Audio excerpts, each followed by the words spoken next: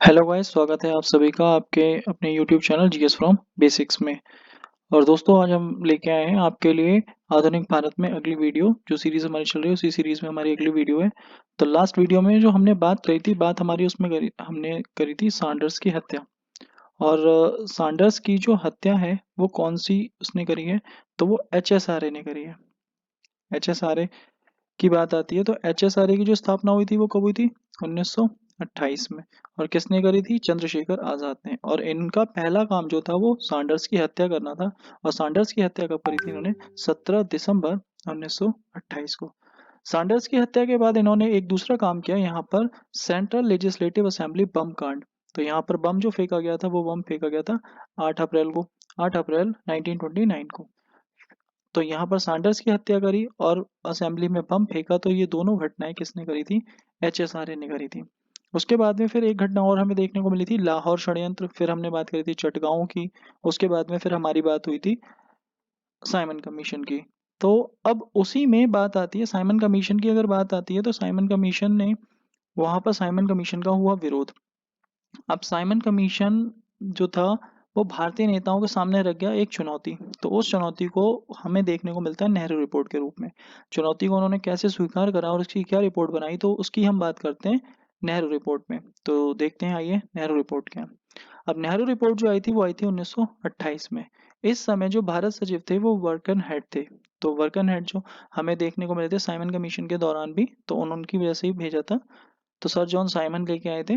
तो भारत सचिव वर्गन हेड ने भारतीयों के सामने एक चुनौती रखी। अब चुनौती क्या थी? कि ऐसे संविधान की रचना करें या ऐसा संविधान बनाएं जो भारत के सभी लोगों को मान्य हो। अब भारत में सभी लोगों का मतलब यह है कि सभी लोगों की जो बात चल रही है, सभी लोगों में अगर देखा जाए तो कांग्रेस आ गई हमारी। कांग्रेस के अलावा मुस्लिम लीग हो गई। इसके अलावा सिख दल हो गया। और अगर बात आती है तो जस्टिस पार्टी हो गया, या फिर हमारा SC ST वाला। तो यहाँ पर अब सब दल अलग अलग हैं, तो हर कोई अपनी अपनी बात करता है, दूसरे की बात करता ही नहीं है। तो इसीलिए यहाँ पर अंग्रेजों को पता था कि इनमें हमेशा क्या रहेगी? फूट रहेगी, और ये लोग कभी ऐसा संविधान नहीं बना सकते। तो अंग्रेजों ने इन्हें जानबूझ के क्या दे दी? एक चुनौती। लेकिन भारतीय नेताओं ने भी इस चुनौती को क्या कर लिया? स्वीकार कर लिया। और फरवरी 1928 में इन्होंने दिल्ली में बुलाई सर्वदलीय सभा, यानी जितने भी भारत में दल हैं उन सबको पहली बार एक साथ इकट्ठा बुलाया गया। और उसी सभा में ऐसे संविधान की बात कही गई जिसमें कैसी सरकार बने? पूर्ण उत्तरदायी सरकार। तो पूर्णतः उत्तरदायी सरकार की व्यवस्था हो, ऐसे संविधान का निर्माण करवाया जाए। लेकिन ये जो सम्मेलन था, मतलब पहला जो सर्वदलीय सम्मेलन था, ये कोई ज़्यादा खास इसकी इम्पोर्टेंस नहीं है। क्यों? क्योंकि यहाँ पर मुस्लिम लीग अगर देखा जाए तो मुस्लिम लीग तो अपना पृथक निर्वाचक मंडल को लेके अलग चल ही रहा था। साथ ही सिख भी थे, तो सिखों को भी पृथक निर्वाचक मंडल मिला हुआ था, तो ये भी अलग चल रहे थे। फिर बात आती है कि मई 1928 में फिर दोबारा सम्मेलन बुलाया गया। भाई पहले में जब बात नहीं बनी तो फिर दोबारा सर्वदलीय सम्मेलन बुलाया गया, सारे दलों को फिर से बुलाया। अब इस बार जो इसके अध्यक्ष थे, तो इसके अध्यक्ष थे मोतीलाल नेहरू। तो यहाँ पर इसके अध्यक्ष हैं मोतीलाल नेहरू, और इसके जो सचिव हैं वो हैं जवाहरलाल नेहरू। तो मतलब एक जगह पिता हैं और एक जगह पुत्र हैं। तो दोबारा जब सर्वदलीय सम्मेलन हुआ तो वो मोतीलाल नेहरू की अध्यक्षता में, और इसके सचिव कौन थे? जवाहरलाल नेहरू। इसमें 2 मुस्लिम लीग के सदस्य भी थे, और अगर बात आती है तो 9 अन्य सदस्य थे जो अदर पार्टियां, हमारी जस्टिस पार्टी, सिख दल या फिर SC ST। तो कुल मिला के 9 अन्य और थे। अब इस समिति ने जब सम्मेलन किया तो सम्मेलन की कोई रिपोर्ट थी, तो उस रिपोर्ट को अगस्त 1928 में पेश करा। मई में वही दूसरी मीटिंग हुई, फिर उसी की क्या रिपोर्ट पेश करी, जिस रिपोर्ट को किस नाम से जाना गया? नेहरू रिपोर्ट के नाम से जाना गया। अब इस रिपोर्ट में क्या क्या बातें कही गई, तो इनकी कुछ प्रमुख सिफारिशें थी कि भारत को डोमिनियन राज्य बनाया जाए। तो डोमिनियन, अब यहाँ पर जैसे बात आती है, वर्ड हमारा चलता है, एक तो वर्ड आता है हमारा स्वराज। तो जो स्वराज की बात करी थी, स्वराज की बात सबसे पहले अगर किसी ने करी थी, तो सबसे पहले जो बात करी थी, बात आती है अगर समाज की, तो आर्य समाज ने बात करी थी। और इसके प्रवर्तक कौन थे? दयानंद सरस्वती। फिर बात आती है तो किसने करी थी? तिलक ने। और अगर बात आती है कांग्रेस के अधिवेशन में किसने करी थी, तो दादा भाई नौरोजी ने 1906 के जो कोलकाता में अधिवेशन हुआ था, तो उसकी अध्यक्षता में इन्होंने किसकी बात करी थी? स्वराज की। और अगर बात आती है कि यहाँ पर डोमिनियन स्टेट की, तो डोमिनियन स्टेट की बात कौन कर रहे हैं? मोतीलाल नेहरू कर रहे हैं। फिर उसके बाद में बात आती है पूर्ण स्वराज की। पूर्ण स्वराज की बात कौन करेंगे? जवाहरलाल नेहरू। तो ये इंपॉर्टेंट बातें हैं कि स्वराज की बात किसने करी, मौखिक रूप से किसने करी, लिखित में किसने करी, कांग्रेस में किसने करी। तो ये सारी बातें यहाँ पे इंपॉर्टेंट है, ये ध्यान रखने वाली बात है। अब यहाँ जो इनकी रिपोर्ट थी, इसमें क्या क्या बातें खास थी? पहला, भारत को डोमिनियन राज्य का दर्जा दिया जाए। तो ये डिमांड कौन कर रहे हैं? ये कर रहे हैं मोतीलाल नेहरू। अब मोतीलाल नेहरू ये डिमांड क्यों कह रहे हैं? क्योंकि भारत में दो चीजें देखने को मिलती हैं। भारत में एक तरफ चलता है शासन और दूसरी तरफ चलता है प्रशासन। तो इनका कहना ये था कि शासन आपको अपना चलाना है, चलाओ, कोई दिक्कत नहीं है, लेकिन प्रशासन किसका हो? भारतीयों का हो। और जो शासन है वो किसका हो? अंग्रेजों का हो। मतलब हम आप यहाँ शासन व्यवस्था अपनी बनाए रखो, लेकिन भारतीयों को कोई दिक्कत नहीं होनी चाहिए। तो ये इनका कहना था। फिर दूसरी बात, भारत को धर्मनिरपेक्ष राज्य बनाया जाए। जैसे धर्मनिरपेक्ष की अगर बात आती है तो भारत अभी भी कैसा है? धर्मनिरपेक्ष है, क्योंकि हमारे यहाँ हिंदू मुस्लिम सिख ईसाई सभी लोग रहते हैं। तो भारत एक कैसा देश है? धर्मनिरपेक्ष है। पृथक निर्वाचक मंडल समाप्त किया जाए। अब भाई पृथक निर्वाचक मंडल समाप्त किया जाए तो मुस्लिम लीग कैसे कह देगी उनका खत्म कर दो? तो यहाँ पर पृथक निर्वाचक मंडल वाली बात ये कहीं कुछ लोगों को समझ में नहीं आई। और अल्पसंख्यकों के लिए सीटों का आरक्षण कर दिया जाए। तो अल्पसंख्यक यानी माइनॉरिटीज एससी एसटी के लिए बात आई आरक्षण व्यवस्था की। भाषाई आधार पर प्रांतों का गठन किया जाए। भाई जैसे महाराष्ट्र है तो महाराष्ट्र में मराठी, गुजरात में गुजराती।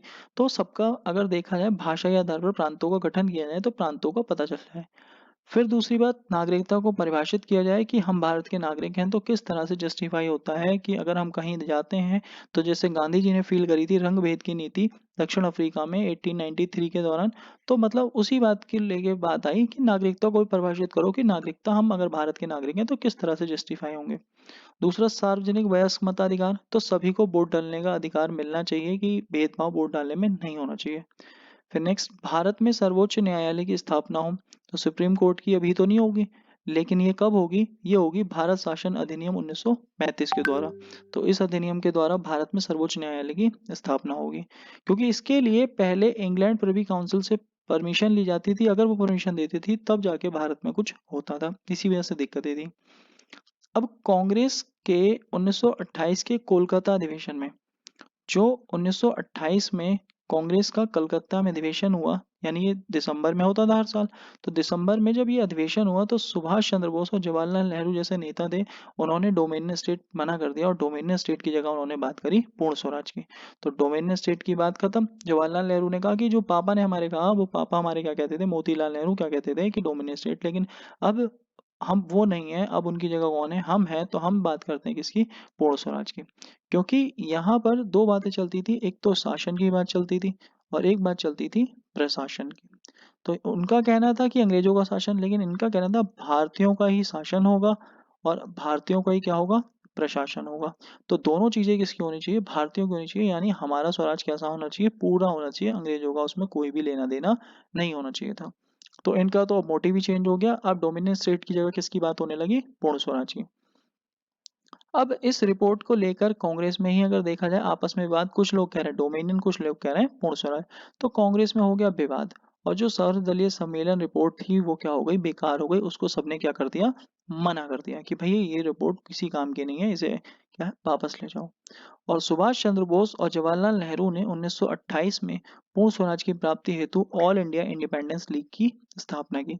तो ये दोनों अलग निकल गए, सुभाष चंद्र बोस और जवाहरलाल नेहरू दोनों अलग निकल गए और उन्होंने अपनी एक अलग पार्टी बना ली, ऑल इंडिया इंडिपेंडेंस लीग। क्योंकि आगे चलकर जो सुभाष चंद्र बोस होंगे, सुभाष चंद्र बोस इसी के थ्रू जो फौज बनाएंगे, तो यहाँ पर अगर देखा जाए तो अपनी फौज आजाद हिंद फौज बनाएंगे, तो इसी को लेकर बनाएंगे।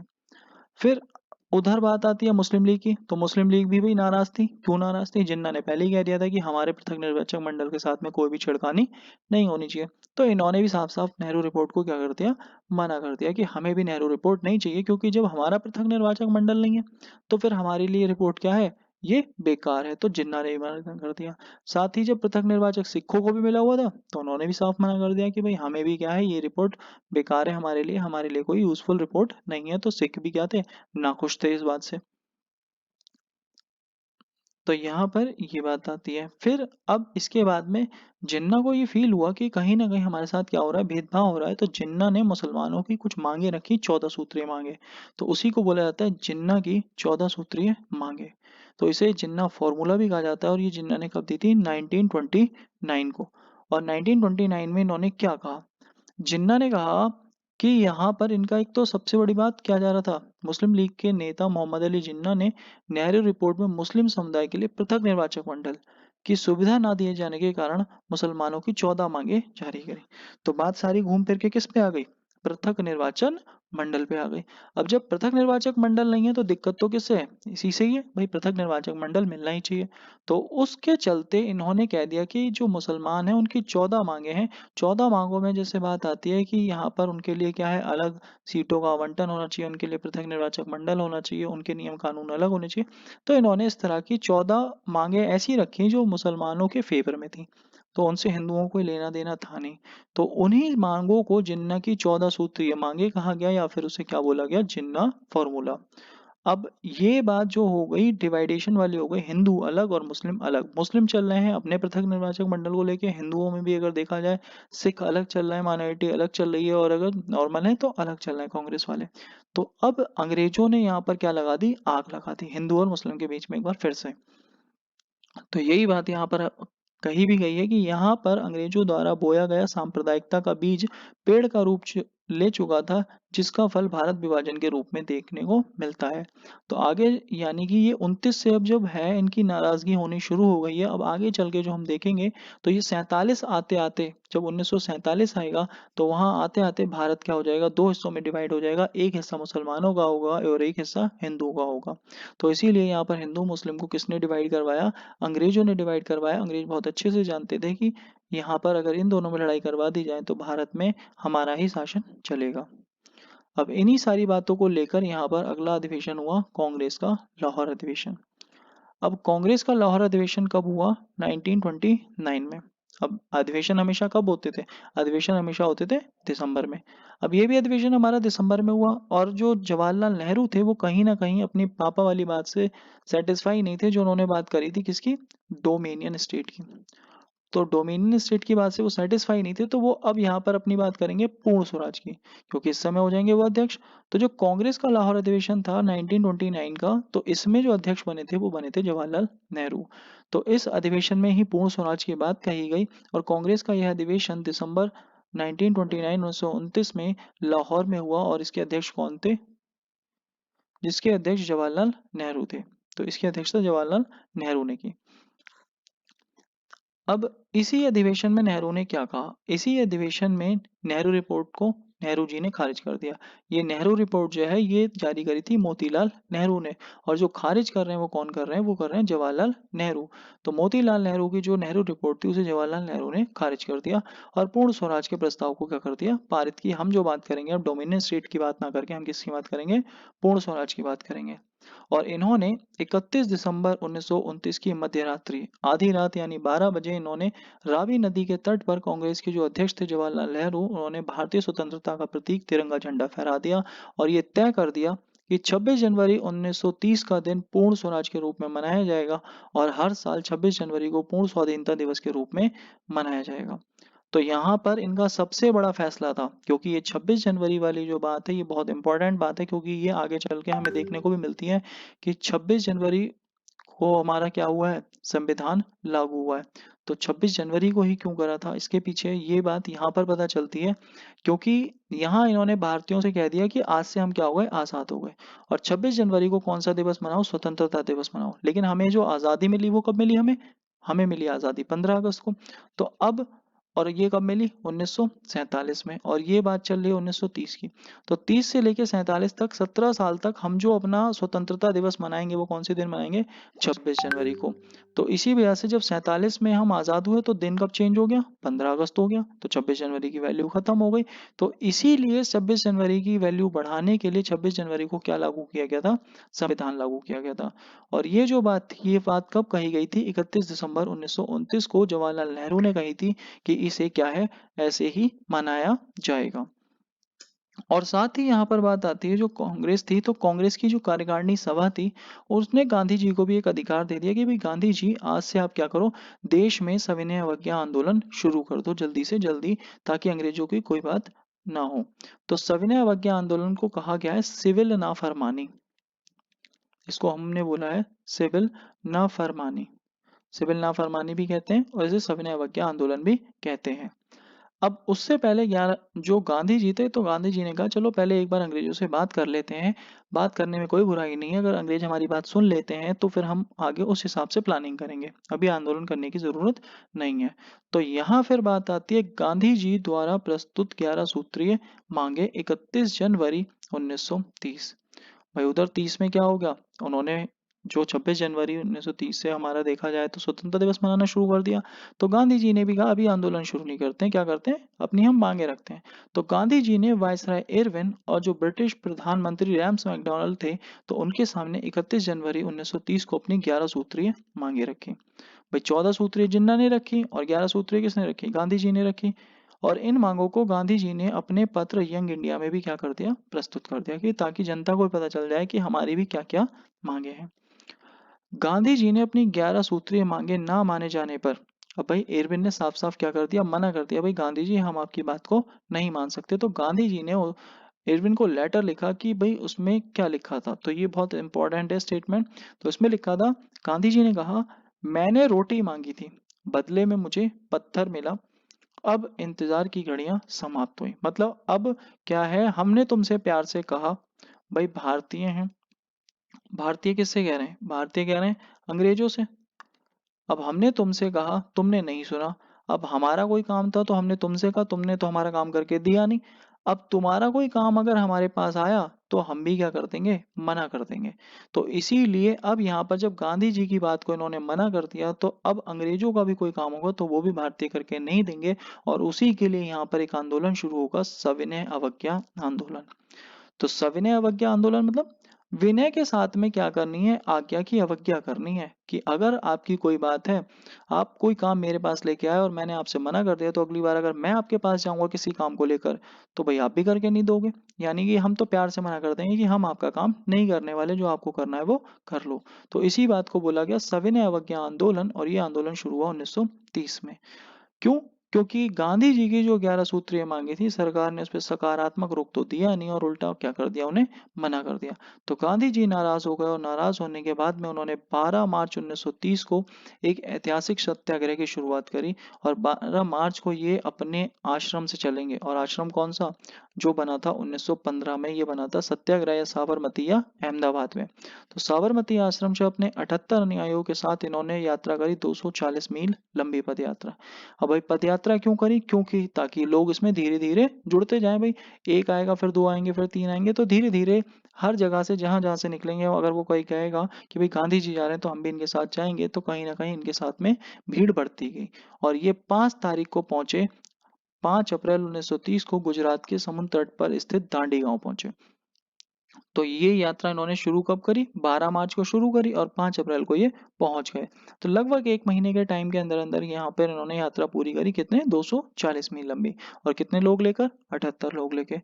इसी यात्रा को दांडी मार्च के नाम से जाना जाता है। और इस दांडी मार्च में क्यों खास है, क्योंकि इसी समय 6 अप्रैल यानी 5 तारीख को जब पहुंचे, तो 6 तारीख को उन्होंने दांडी में एक मुट्ठी नमक उठाया और नमक उठाकर नमक कानून को तोड़ दिया।